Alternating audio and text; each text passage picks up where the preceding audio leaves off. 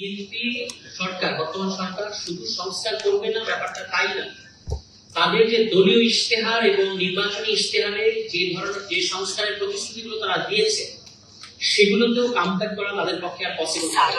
তারা যেখানে গেছে সেখান থেকে আর তাদের যে ইশতেহারের মধ্যে যে সংস্কারের প্রতিশ্রুতিগুলো আছে সেখানে তারা আর কামব্যাক করতে পারবে না।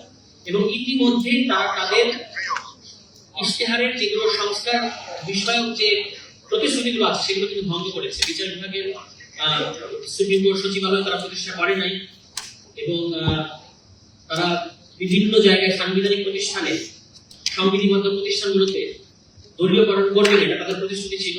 কিন্তু আমরা দেখতে পেয়েছি যে তারা আসলে সমস্ত জায়গায় দলীয়করণ করছে। কিন্তু অদ্ভুত বিষয় হচ্ছে যে সব জায়গায় যখন আপনি কোনো সরকার দলীয় কারোর সাথে কথা বলবেন, তারা একটা খুব সহজ যুক্তি দিতে চায় যে আমাদের সরকার, আমাদের লোকই তো আমরা বসাবো। কিন্তু এখানে যে তর্কটা আমরা বারবার করার চেষ্টা করেছি যে যেগুলো নির্বাহী বিভাগের অধীন না, যে প্রতিষ্ঠানগুলো, যেগুলো সাংবিধানিক প্রতিষ্ঠান, সেগুলোকে আপনি দলীয় লোক নিয়োগ দিতে পারেন না।